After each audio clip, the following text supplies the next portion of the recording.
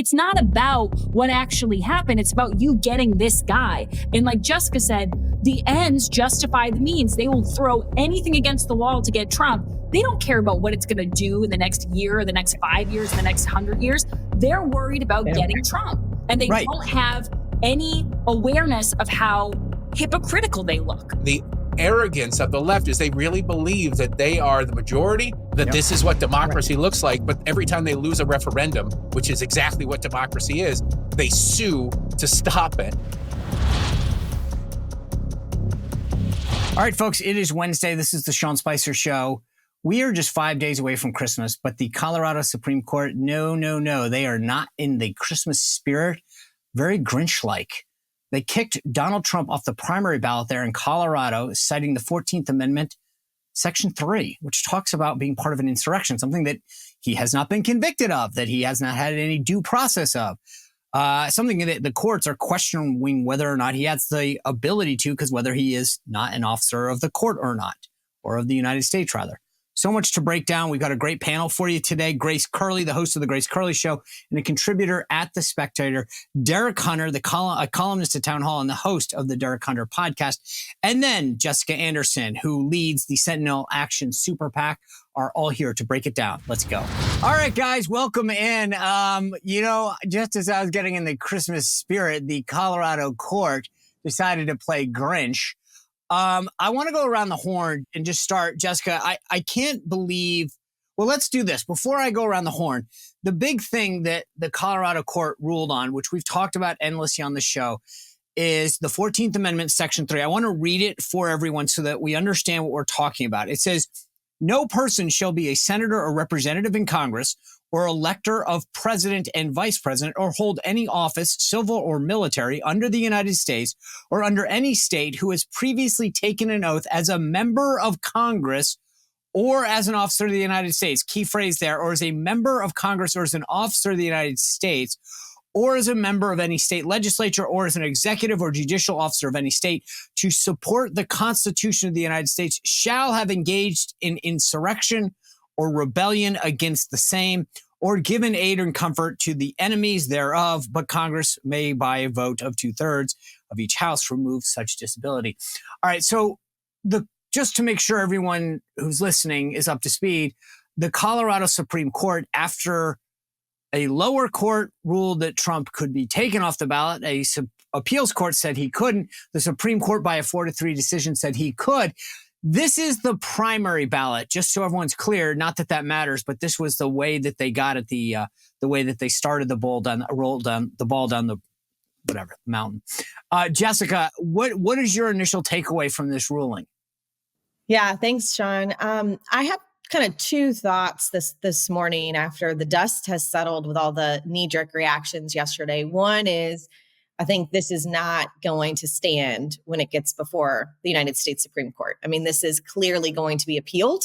Almost every single other presidential candidate, I think, has actually come out and said that this is a sham decision. It's clearly about political persecution. There was no trial. There was no putting in front of the public or the electorate or voters. So one, I think we just need to call a spade, which is that this is likely an illegal maneuver by the Colorado Supreme Court, which will not stand upon appeal when it ultimately heads to the U.S. Supreme Court. Grace Curley, what do you think? Go ahead. Finish up. I'm sorry. Well, I would just say that the second thing, I'm not a lawyer, so put the legal stuff aside. I think the more interesting conversation is this going to work? Right. And so we can get to that. Yeah, I think I want to delve into this a little, but Grace Curley, your initial thoughts? I always think about how it's going to play as far as the public perception goes. And because, I'm not a legal beagle either. So I tend to think, I'm just trying to figure out what the goal is. Because clearly this is a matter of people who hate Trump. They want to keep him off the ballot. I don't think they're going to keep him off the ballot. So then my mind goes to, are you trying to help him? Because that's what it seems like it's going to do to me. It seems But like... I think well, again, I don't want to jump in yet, but I think the problem is that Colorado got the ball rolling, as I said, so inartfully. But Michigan could be next, and that's a state that counts. Right. Yeah, it's definitely concerning. I don't think it's going to stand. I don't think that it's actually going to work. And then my question is this just going to guarantee that? Because I've read polls at this point that show it's going to help Trump right overall, and so then that makes me think, what's the end game here? Like, it's just I don't know. I don't know that they think. Derek Hunter, what do you think? Because I don't know that that's ever. They don't think that far. They think it's going to work. No, I think they do think they're thinking far ahead. They know this isn't going to be, this isn't going to stand. This is the Supreme Court that have been overturned every case involving Masterpiece Cakes that has been brought before them. These are the people who ruled against Masterpiece Cakes. Supreme Court said, nope, take another bite at the apple. They said, still, we stand with whatever group's trying to force Masterpiece Cakes to work. And that was the baker that didn't want to bake the cake, right? Yes. Yeah. And they've been going after him on trans issues and gender and all. Every time they've lost, they've been overturned. So I wouldn't put much past that. This is precedent setting. This is breaking the seal so that when they do go to another state that does matter, like Michigan, because Trump lost Colorado by 14 points? It was never in play. It's about setting a precedent so that they can go to another state and say, here's the precedent, rule on this accordingly to try and keep Trump off the ballot, which they know ultimately is going to be overturned by the Supreme Court. But ultimately, the 3 layers of 4D chess here is this is trying to get into the minds of the independent voters. While Grace is right that this will rally Republicans around Donald Trump, and maybe they want Donald Trump to be the nominee, a certain segment of the population that doesn't follow politics will look at this and go, this guy is getting all sorts of legal problems and all there's criminal allegations and insurrection and et cetera, and they don't pay attention, so it's going to solidify them against Trump, and they're playing this for the general election. They can't prop up Joe Biden and drag him and weekend and Bernie him across the finish line just on their own. They have to also take out whoever the Republican is. Right now, it looks like it's going to be Trump.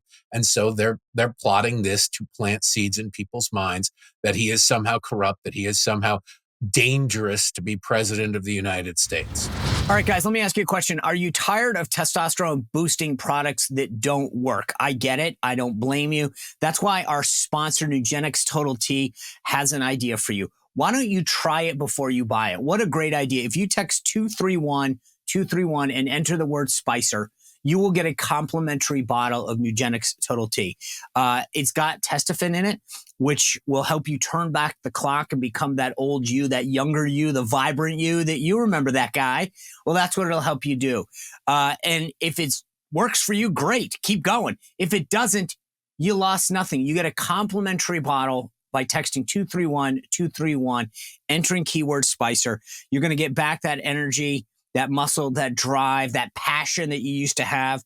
And remember, this is the #1 doctor-recommended brand and the #1 selling testosterone booster product at both GNC and at Walmart. They're on to something, right? People know what's happening here. But because you watch this show, you can get that complimentary bottle by texting 231, enter code word SPICE. And if you do this right now, you get a complimentary bottle of Nugenix Total T, as well as the Nugenix Thermo X. Now, this is their newest and most powerful fat incinerator ever. It's got key ingredients to help get rid of that stubborn fat. And you know what I'm talking about. This is New Year's week. We've been eating a lot of stuff. You need to get to this, right? So if you do that, you get both of these right now. This complimentary bottle, text 231, enter keyword Spicer. Now, remember, texting enrolls you into recurring automated text messages. Consent not required to purchase. Message and data rates may apply. It is the #1 doctor-recommended brand by primary care physicians based on an independent survey conducted by IQVIA 2022. You know, the thing that's so interesting, Jessica, to Derek's point, when you look at the polls, remember, we talk so often about the influence that Hunter Biden's laptop would have had. When you talk to people about what effect a Trump conviction would have, there are a certain amount of Republicans, not just independents, to Derek's point, that say, I'd vote for Trump, but if I knew he was convicted or if I knew he couldn't, I wouldn't, right? They don't want to waste their vote. Right. And that's to the point of that Grace brought up. What are they going for? I think Derek's onto something to some degree, that they might be just saying, good, let's make people think, hey, do I really want to waste my vote on this guy? Do I want to go out and help him? Do I want to dial it back now? Because this is part of the plan. I can't help but think 2016, it was the Russia hoax. 2020, it was suppressing the Hunter Biden laptop. And I've kept saying, what's next? This is next. Yeah, and this is also putting the Supreme Court back into politics, right? This is now, take what Derek is saying a step further, which is now the left has yet another rallying cry that they can use to show that the Supreme Court is full of conservatives that Trump packed, and their rallying cry for pack the court, we need more Dems on the court, abolish the Supreme Court. They've gone so extreme. Now they've got another tangible and timely example that they can use for their base, while at the same time splitting those leaners, right? The leaners that are leaning against Trump, they see chaos, they see a temperament problem, they see that, the legal follows just follow him everywhere. He can't focus, so they pull against him. That's the Nikki strategy that she's been using from the beginning, right? And then those of us that are on the base side, we see this and we say, this is a two-tier justice system yet again. Trump is the only one that can go in and bust this open in a real way. And so I think it actually is going to end up creating three different lanes. The far left that can then use the Supreme Court as a rallying cry to pack the court yet again, right? They've done this before, and they'll put abortion back in there as well. And then the split up of the leaners within the GOP. The thing, Grace Curley, that I find fascinating is this thing, I think we're all in agreement, right? That this thing's going to head to the Supreme Court. There's no question about it. The Trump campaign has asked already that the court take it up. Even the people who supported it believe that the court will take it up. But once the court rules, I mean, that's the gamble here, is that if you're the left, you've put all your marbles on this. And once the court rules, then Trump gets the political potential upside and then the cover of the court, Grace Curley. I mean, this gets back to what you were asking initially. What do they get? Because in the meantime, yes, it's chaos. Now, there is a potential. I was thinking, when this court case came out, we're all sort of in agreement. Everyone that I hear says the Supreme Court's going to take this up and it's likely that this happens. But I remember back in the day, I was a believer when Congress passed campaign finance reform, there was no way that the court would hold it constitutional. I thought that it wasn't going to happen. And sure enough, the court upheld it. And there is a chance that the court does something that we're not seeing right now and says, well, we're going to let this stand or whatever. I mean, I agree. I saw, what's his name? Ty Cobb, who used to be Trump's attorney. He's no big fan of Trump anymore, yesterday, come out and say he thinks this could be a 9-0 decision in Trump's favor. I hope it is. But I mean, Grace, I know we're all not court watchers here, but what do you think the court says?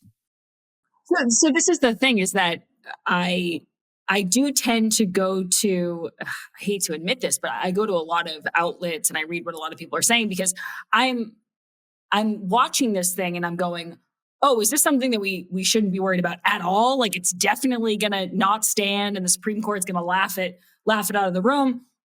But we've never had this before. Like Derek said, this is unprecedented. So there's always a chance. It's like when you're having a wedding and you say, well, we can invite the relatives from Ireland. There's no chance they're going to show up. It's like, well, you got to kind of play the game as if they're coming, because there's always a. Did they come, Grace? Is that what you're getting at? They came, didn't they? Well, they got drunk too, didn't they? And we loved having them. But this is something that I was just thinking of. So Derek's talking about the independents, right? And I think that whoever is going to win this election, it's going to be who can get into the minds, and think about it right now. Like, this is the most difficult time to get into the mind of an independent if you're not an independent. Like Jessica was talking about the different lanes it could be in. So if you're a Trump supporter or if you're a Biden supporter and you're trying to understand what the independents are going to think, like Derek said, oh, they're going to see this and they're going to go, it's a little muddy there. I don't really want to go with him. He's got all this stuff looming around. That could be the case. Or they could look at this and go, I don't like the guy, but this is out of control. But it's a gamble either way. Both sides are trying to figure out how this stuff is going to play with the independents, who they can't understand at all. They can't get in their heads at all. And they're going to take a gamble and say, what's going to get these people on our side? And whoever can do it is going to win. All right, guys, most of us know what it's like to be without power, sometimes for an hour, maybe a day, a couple days after a natural disaster, a hurricane, a windstorm, whatever. But now national security experts are warning that our power grid is more vulnerable than ever. And they've identified 9 key substations, which, if attacked, they're saying we could lose power for months. That's why having your own solar power is more important than ever. So I recommend the Patriot Power Generator, which is a solar generator that you don't have to install in your house. It's portable. You can take it with you. You can use it inside your house. And it's powerful enough that if power goes out, we're talking your phones, your tablets, your computers, medical devices, even your refrigerator gets power. So if you go to 4patriots.com and use code SPICER, you get 10% off your first purchase. It's 4patriots.com, includes that Patriot Power Generator. You'll get that guarantee for a year, free shipping if it's over $97, and a portion of every sale is donated to charities that support veterans, right? That's great. So go to 4patriots.com, use code SPICER, 4patriots.com. You do not want to be without power in case something happens. Let me go around the horn real quick before I get back to you, Derek, because I have a question I want to ask you. We keep talking about the independence, whatever. In the next week, between Christmas, New Year's, and everything in between, people will be gathering. If you are gathering yourselves to some degree, family, friends, whatever, in the next 7 days, do you think that this is going to be a topic of conversation, Derek? No. Okay. Jessica? Yes. Yeah. I mean, I'll probably bring it up. How about you, Grace? Yes. Right. There's no way. I'm already thinking to myself, okay, here's the weekend. I'm going to be the guy on defense. Trump got kicked off. He probably deserves. I mean, that's what happens in big families. You got plenty of people. And I think a lot of them are going to say he deserves. But so, Derek, let me pick this up with you. One of the strongest arguments that I've had Alan Dershowitz on the show a bunch. We've talked to Mike Davis about this, really smart lawyers. And there's two provisions of that Section 3 that I read out that I think are interesting. One is it talks about a member of Congress or as an officer of the United States who this applies to. The court, this isn't my interpretation, the court has held in previous cases in terms of their precedent that the president of the United States is not an officer of the court. Now, we can debate whether or not that makes sense or not, but the bottom line is there's court precedent that says the president is not an officer of the United States. That's number one. Number two is it says, shall have engaged in insurrection or rebellion against the same or given aid and comfort. Now, this whole provision was put in place after the Civil War, right? And the bottom line is Trump has not been convicted of any crime, nevertheless, in insurrection, right? And neither has anyone in the entire United States. And so if I'm having this discussion during the next 7 to 10 days, to me, the easy thing is just to say, hey, wait a second. How is this fair that somebody who the statute is not made for, the statute, he hasn't been convicted of anything, it's somehow going to be removed from that? Well, first of all, I want the statute to apply to somebody who wants to be president of the United States or who is president of the United States. I want it to apply to anybody who makes a move against the United States government. Right. Okay. Fair enough. What happened on January 6th was not a move against the United States government, but I would point out that this has been going on. The left is evil. They're not stupid. On January 6th, they were calling this an insurrection, a word that I bet if you search the transcripts for cable news for the previous 10 years was used less than a half dozen times. They use this word expressly because it is used in this clause of the 14th Amendment for this very purpose. They don't do things by accident. They don't stumble into things and just discover, oh my goodness, this is new. Look at what we found. They are very meticulous and they play the long game. So in that sense, I don't, look, if somebody is a president of the United States and then leads an actual coup to hold on to power, it clearly applies to them. The founding fathers couldn't envision where we are today with a lot of the amendments that they put in there. And after the Civil War, the members of Congress and government then could not envision a scenario that we find ourselves in now. They wrote in broad strokes. They used precise language that ultimately, in very specific cases, becomes imprecise. But I can't imagine that the president would be exempt from these sorts of things, because that would be insane. They just couldn't envision a scenario for it. So I suppose if you want to get off on a technicality, you can get off on a technicality. But honestly, I don't want it to get off on a technicality. If Joe Biden refuses to leave, if he loses next November, I want him to, and Kamala Harris and everybody involved in his administration, if they were to hypothetically, paranoia not getting all black helicopter here, but I want them forbidden from ever seeking public office again, what they're trying to do now. So I think that I don't think you're going to have a problem with Biden, though, just for what it's worth. No, they just tell him there's a Golden Girls, marathon on Nick at Night, and he'll go running off to the bedroom. Jessica, here's the interesting thing. It was a 4-3 decision. All of the justices, all 7 were Democrat appointees, right? Which is what I thought was fascinating to me, because I thought it would be like 7-0 or 6-1 or something, but it was 4-3. And the dissent was led by a justice named Carlos Samor, who, again, is a Democrat. And this is what he said: our government cannot deprive someone of the right to hold public office without due process of law, and that the decision risks chaos in our country. It's interesting because that's getting at the point that I made to Derek. In Section 3, it says that has engaged in this. He has not been convicted of anything. We have a system of due process. And this is where I think Democrats, I get the short term, and this is what Grace was kind of, I think, getting at, but they're a short-term goal. Hey, get him off the ballot. Let's win the election. Yeah. Long-term, this is detrimental. The idea that you can just charge somebody ad nauseum with a crime that they haven't been convicted and say, we're going to remove you from all of this, seems kind of nuts. Yeah, but Sean, they don't care, right? You're thinking like, you think a it's rational... just like, hey, let's get by this election. It's like, hey, COVID, we'll get through this election, then we'll come up with another excuse. It's a step further from that. You're thinking like a rational constitutionalist who believes that the United States Constitution is still the law of the land. They are operating in a post-constitutional framework. So they will use every single tool at their disposal to enact their policy and political agenda, irregardless of the law, irregardless of precedent. They don't care, right? They flat out don't care. So yes, all these things are true from a what does this mean short-term, long-term standpoint.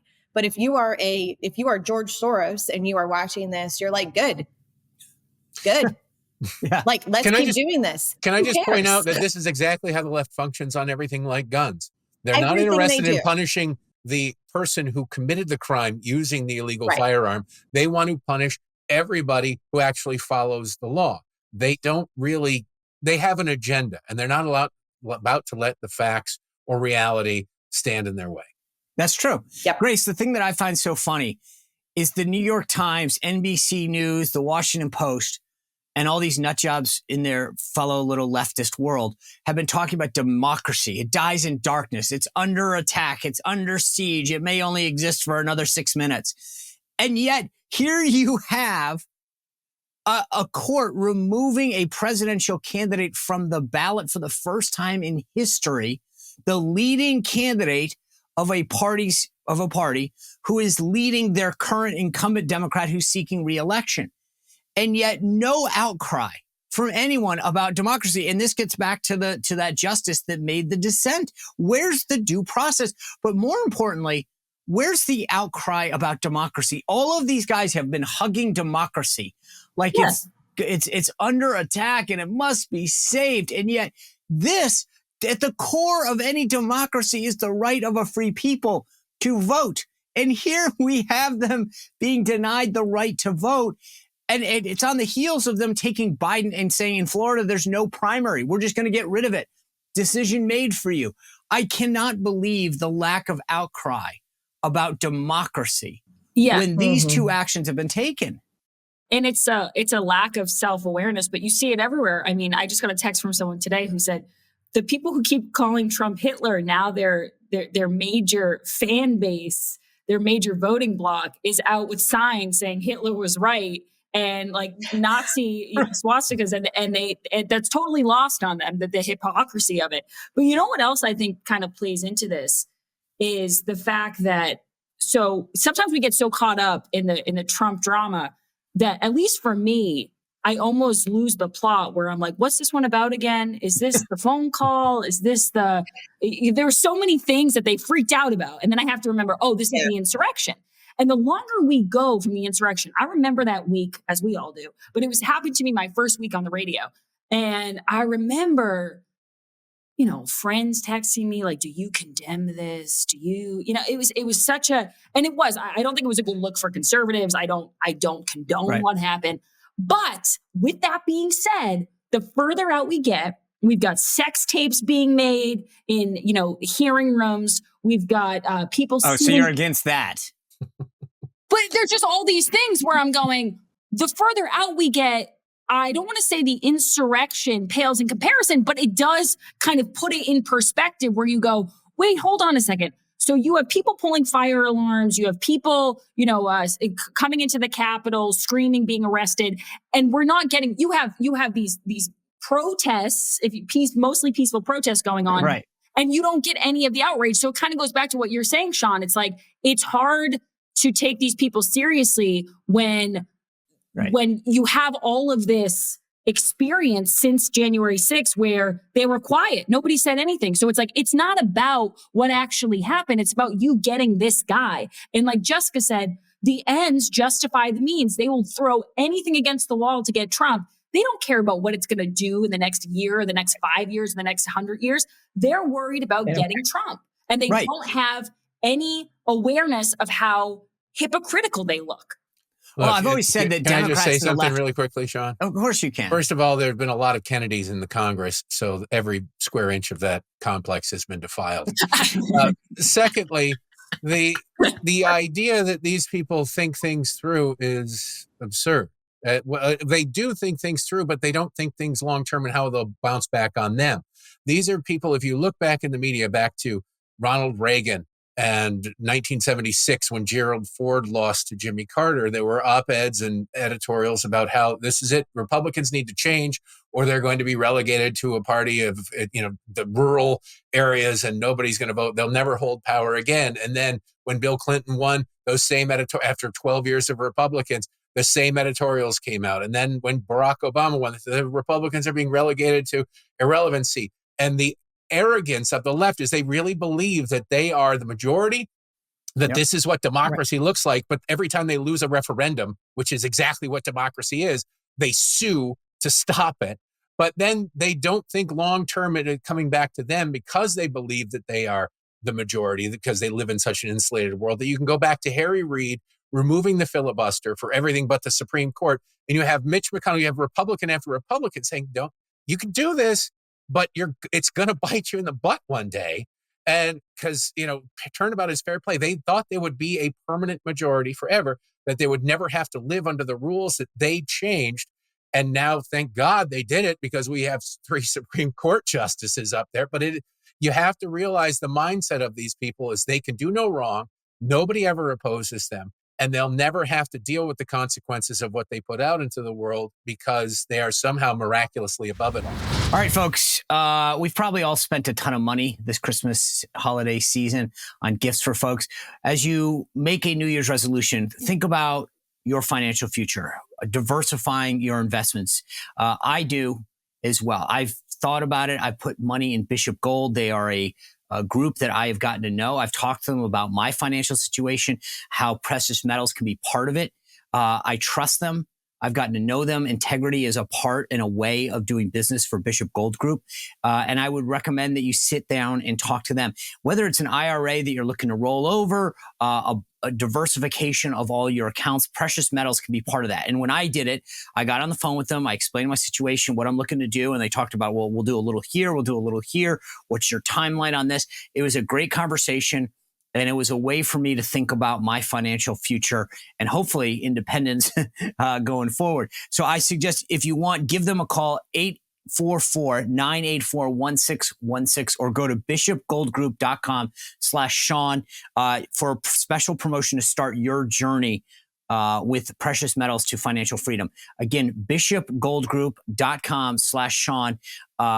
Talk to them about your circumstances, your needs, and trust me, you won't regret it. I use them. I suggest you do as well. bishopgoldgroup.com/Sean. Yeah, I'd say 2 things. One, as I was mentioning, there's always this sense of, as long as we're in pursuit of what we deem on the left as the greater good, we're okay. There are no consequences. There are no problems with it. And this is why I've said before, I don't want to get on a rabbit hole on this, but like, they want to make DC a state. They're in pursuit of absolute permanent power. And we need to understand that. But Jessica, I want to pick up on something that they both alluded to. When I was at the RNC, I would get a call and it'd be like, hey, I get, hey, this is so-and-so from the Washington Post. Timmy, who's the treasurer of the student council at Thomas Jefferson Middle School, said the following and drew this picture. What's the RNC's response to it? And I'd be like, wow, this is insane. And then I would ask, by the way, when something happened, I'd call my colleagues at the DNC and say, by the way, did you ever get a call about how, your majority leader of such and such did the following? They'd be like, no, why? Oh, I see. I guess you don't get those calls. But whether it's this instance that happened with the staffer in the Senate hearing room, the Hamas protests, the decertifying, pulling Trump off the ballot, the left never has to answer for their actions. Never. I mean, that's kind of what Derek is going to and what Grace alluded to, but they don't ever have to answer for it. It's never, hey, is this okay? What do you think of this? As soon as Ben Cardin, and I know everyone thinks I'm nitpicking on this, when he put out a statement about the staffer, he said he is no longer employed by the United States Senate. And I know this sounds so petty and nitpicky. He was never employed by the U.S. Senate. He wasn't like a clerical worker in the Senate payroll office. He worked for you, Ben Cardin. You had to fire him. You had to hire him. You had to deal with him. And he wanted to make sure that he made it clear that, he was no longer employed by the United States Senate, because they don't have to be accountable for any of this stuff. Yeah, well, when the establishment media, when establishment political operatives, and when the entire controlled apparatus that communicates to the American people is completely run by the left, why would they ask the hard questions, Sean? Why would they hold any of their darlings accountable? And I agree with you. There's no short-term vindication, but I do think that there is something real and tangible and beautiful happening in our country, which is that over the last decade, grassroots activists and voters, common sense voters, both sides of the aisle, look at the support for RFK, right? Common sense voters on every side of the aisle are realizing that this cannot stand. And so while they may not pay for their actions in the media or from a comms standpoint, the chance to hold them accountable is ultimately at the ballot box. Can we call it the Todd Aiken effect? Because if you remember in 2012, when Todd Aiken said something incredibly stupid, Mitt Romney must have been asked 300,000 times every time he was wheels down somewhere. They were asking him, do you repute it? Should he drop out? Should he do this? Well, they're asking him about Trump all week this week, too. Every Republican is responsible for anything any Republican says, whereas no Democrat is responsible for even the things they say. Correct. And that's the thing. And everyone is have to weigh in right now on Trump's comments. No matter what he says, it's, do you denounce this? And that's the beautiful part about it, is it starts from a place of, do you denounce this and condemn the following?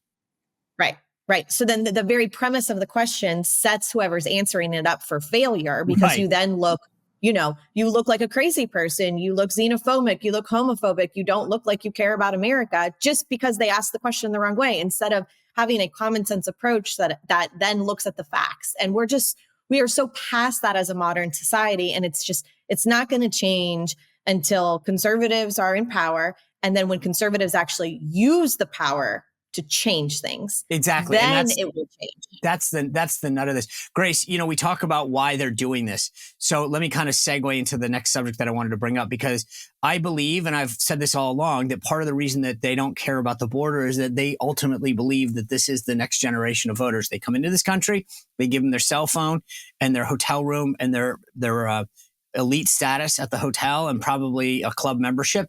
And then they give them DACA, and then they give them citizenship and the right to vote. That's what I believe is happening. And in the last couple of days, I cannot believe what's going down in Texas and Arizona at the border. There is literally commercial train traffic with goods and all sorts of, Christmas stuff and holiday stuff and essential goods or whatever.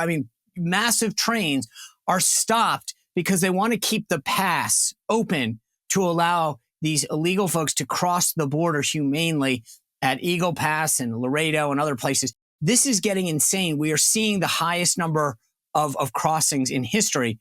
At one border crossing in Eagle Pass, I was told there were 5,000-6,000 and 20 border agents there. Those numbers just don't even make sense. I feel like we have taken this argument threadbare. If you're a Democrat, you have to just admit you are supporting an open border. Yeah. And this kind of goes back to what Derek was saying before about the not thinking long term. You think about this, it always amazed me that Democrats couldn't understand that someday this was going to be their problem. Like they were totally fine with this when they thought it's a border town in Texas, it's a border town in Arizona, it's never going to show up here. And one thing that I stand corrected on is when DeSantis and Abbott started sending illegal aliens on buses and planes to all of these blue cities, I thought, it's kind of performative. It's not really going to do anything. And hot damn, I was wrong. I was like, I've been so impressed by that because you're seeing now these mayors who are freaking out about it and being like, we can't handle this. We don't have the infrastructure. We're not built for this. And I'm like, you really never thought? Like, that's how short-sighted you know, this goes back to your wedding analogy. It's like, all these people said you invited them. You did. All of these Democratic mayors and governors said, we're sanctuary states and cities. And you invited them to your wedding and they came. Exactly. And you know what, Sean, you said your point about the voters and bringing people in. I get that to a degree, but I also think there's something else here at play here. And I think it goes back to Democrats really love to believe that they are better people, like that they have the moral high ground and that they're more humane. When Joe Biden came into office, it was all about how he was very humane. He was very decent.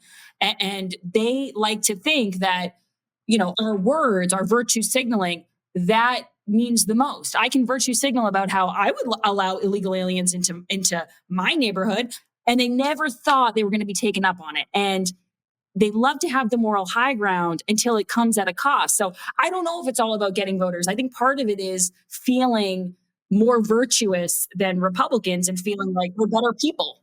Yeah, that might have something to do with Derek Hunter. The funny thing is, New York, Grace brought up these people who are now regretting it. You've got New York City Mayor Eric Adams saying, quote, this is the federal government is not doing its job. And it's like, dude, you invited them. What do you mean they're just not doing their job? Like, that's you.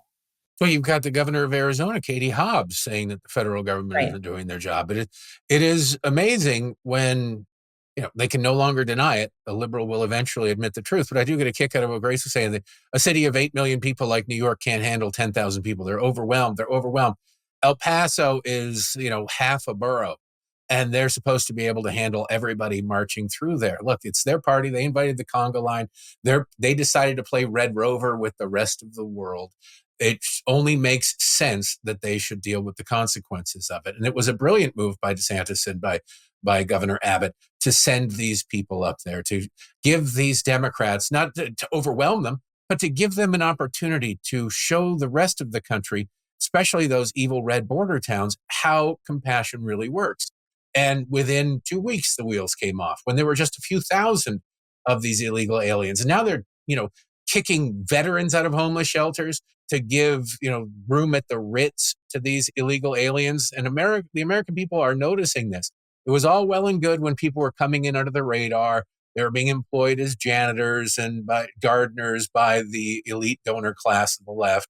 But now that they're setting up tents on their front lawns, it's a completely different world. It's a not in my backyard or my front yard or near where I buy my jewelry sort of situation. And the left is freaking out. And when you've got Frankenstein, John Fetterman, coming out and talking about the need for border security all the way up in Pennsylvania, that the ripples of the left-wing policies have reached blue-collar America. Yeah, I do wonder how much jewelry you buy, though. That's interesting that you brought that part up. Lots of it. Grace, mostly toe rings. Grace, the thing that I thought was interesting is Governor of Texas, Greg Abbott, who we just mentioned, not only bust people around, he just signed this new law into effect that basically is going to make people illegal if they cross into Texas and then give Texas law enforcement the ability to send them back. What's the first thing that happens? All these people who talk about securing the border and caring for it sued them. And the federal government says they might. Corinne Jean-Pierre, who I'm sure has a ton of experience on this, put one sentence together and said that this is not going to have any effect. And I'm like, I don't really know that she knows much about this or the effect that it would have on Texas. She's not been to the border with Biden. We know that because he hasn't been. But it's amazing that when someone actually tries to do something in the sense of Governor Abbott and get his police force to address this because his people, his businesses, his neighborhoods, his cities are all dealing with this, what's their reaction? Well, we're going to go after him. We're going to sue him. And again, this gets back to this idea that you can't tell me that you really care about this. You do want to secure the border. If your immediate reaction is somebody who does, is we're going to sue them. Yeah, and Ducey tried to do this in Arizona when he was governor. He tried to put these like containers, like these shipment containers in to block off the fence. And the Biden administration, like you said, Sean, quiet on everything. They can't come up with anything when it comes to the border. They're big on like, well, Congress needs to act. We put together a comprehensive immigration policy. Congress needs to act. We need money. We can't do anything. Our hands are tied.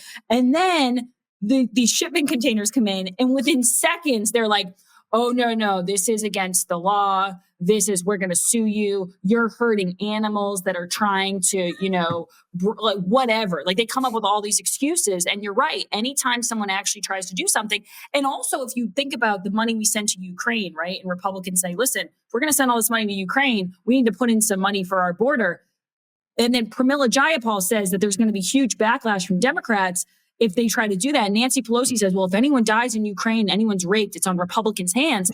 And I'm sitting here going, so in other words, when you all play smart and you try to stuff your agenda into things, that's fine. You stuff as much pork in as you want. When Republicans start to go, we can't be doing this anymore, something's got to give, then rape and murders are somehow on our hands. It's crazy. Yeah, and of course, the rape and murder of people, the overdoses that occur through fentanyl, the number of people on the terrorist watch list that come in through the open border, that they don't own that, right? Mm-hmm. That's the thing that's so interesting. It's the argument only runs one way. This gets back to that point of how they view themselves and the media views it.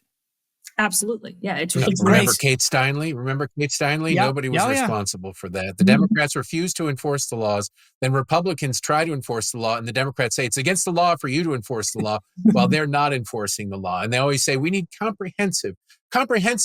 No, if you have a brand new car and you just open up the hood and start pulling wires, it's not going to work. The immigration system isn't broken. The people implementing and enforcing it are, because they're refusing to enforce key provisions in it, most notably the deportation aspect of it. Right. Before we wrap up, Jessica Anderson, you guys, I know you've been at Heritage for years. You always do a great job of monitoring Congress, putting out policy, giving a blueprint. I had Steve Bannon on the show. He talks about how they keep a copy of the 2025 project. Great work coming out of Heritage. I thought you'd be a great person to ask about this. There's this story in Axios. Let me read it to you. It says the 118th Congress is on track to be one of the most unproductive in modern history, with just a couple dozen laws on the books at the close of 2023. The big picture: just 20 bills have been passed by both chambers and signed into law, with another 4 currently awaiting Biden's signature. 2023 also marks the low point in a year-long trend towards gridlock, 5 of the 6 most unproductive years since Congress has had since 2011. Now, my view as a conservative is that's great. I don't want Congress to be doing a ton of stuff. I think the less they do, the better. Yeah, I think it's hilarious that Axios ran that piece, because it's like, this doesn't mean what you think it does. Right. By definition, from a conservative common sense perspective, if Joe Biden is signing a bill, it is bad for America. So, all of this arm wringing that we need to have bipartisan consensus is just so devoid of the reality of what the American people want. We have a divided government. The House is led by a very small majority from Republicans, led by a great speaker, Mike Johnson, by the way, who's going to do awesome things next year. He's been on the job for less than 60 days. Like, give him time to lead. But he is only going to be able to go so far because you have a Democrat-controlled Senate. So why would we want to compromise with a Democrat-controlled Senate? Why would we want to send something to Joe Biden's desk? That will only erode our freedoms, our faith, our liberties even further. So gridlock sounds great. Yeah, Let's go. But I thought that the thing that, to your point, that I thought was so great is that it just shows the media's view is, if Washington's not doing stuff, if it's not spending, if it's not involved in our business and creating more government, then it's therefore unproductive. And that's the key thing. It just, again, sometimes they forget that they're saying the quiet part out loud. They could have just put that article, but they keep using the word unproductive, hasn't done much. But because in their minds, that's productive, is spending money and growing Washington. Guys, Totally. we've got one day before we head into the Christmas weekend. I wish you all the best. If I don't see you before New Year's, have a merry or a happy, safe, blessed New Year's. I look forward to seeing you all back here in 2024. To all of you, we'll be back here tomorrow with a great show. Actually, we got 2 more days. I keep getting my numbers wrong. I'm getting excited, way too excited for Christmas weekend. So thank you for tuning in. Please continue to subscribe. Press that notification button. Go over to Apple and to Spotify. Hit that 5-star review. We'll see you back here tomorrow on The Sean Spicer Show. Well, if you enjoyed this content, make sure to like this video, subscribe, and click the notification bell to get more.